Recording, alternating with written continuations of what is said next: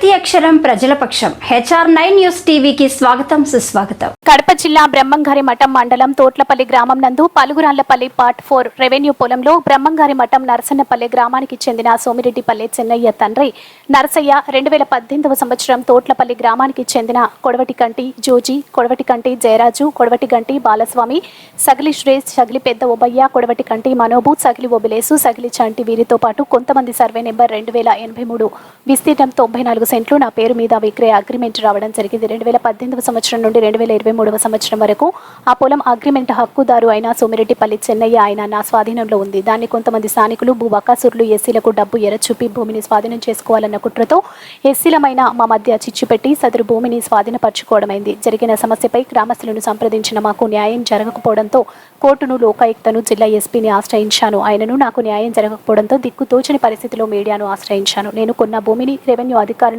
స్వాధీనపరచకపోతే నేను, నా కుటుంబ సభ్యులంతా కలిసి చివరిగా ఆత్మహత్య శరణ్యం. దీనికి కారణం రెవెన్యూ అధికారులు మరియు భూ బకాసురులు భూమిని విక్రయించినట్టు వంటి భూ యజమానులు అని మీడియా ముందు తెలియజేస్తున్నాను. దీనిపై అధికారులు స్పందించి నాకు న్యాయం చేసి నా కుటుంబాన్ని ఆదుకోవాలని కోరుచున్నాం. HR9 news AP Telangana incharge M Ramachandraiah, AP రాష్ట్ర ఇన్ఛార్జ్ హృదయనాథ్.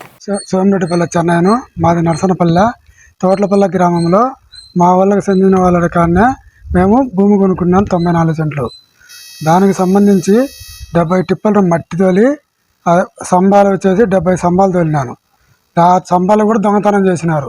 ఆ మట్టి అంతా లెవెల్ చేసుకొని దాంట్లో ఉన్న అనుభవంలో ఇప్పుడు వరకు ఉన్నాను, 4 నెలల వరకు ఇంతవరకు ఉంటే ఈ భూ కామాదులు ఏం చేసినారు, మొత్తం దాన్ని దోసేసి దొంగ రిజిస్టర్ చేయించుకొని నాకు ప్రాణహామీ చేస్తున్నారు. తయారు చేసుకోవాలనుకున్న టైంలో అందరూ వచ్చి ఈ భూకంపం చేసిన వాళ్ళంతా వచ్చి అడ్డుకొని నిన్ను చంపేస్తామన్నారు. అప్పుడు నేను ఎస్పీ కాడికి పోయినాను. ఎస్పీ కాడికి పోయి సార్ నా పరిస్థితి నా గోడు చెప్పుకుంటే అది ఆడికి బ్రహ్మంగారి మాట ఎస్ఐకి రాసినాడు. ఎస్ఐ కూడా స్పందించలేదు. తర్వాత మళ్ళా వారంలో కూడా ఎస్పీ కాడికి పోయినాను. సిఏకి రాసినాడు. సిఏ వచ్చేసి ఆ పోల్లో ఎన్ని దొంగతనం చేసింది ఒప్పుకున్నారు. వాళ్ళు ఒప్పుకున్నా కానీ ఆయన కూడా పట్టించుకోలేదు. అప్పుడు నేను ఏం చేయాలనో తెలియక కోర్టుకు పోయినాను.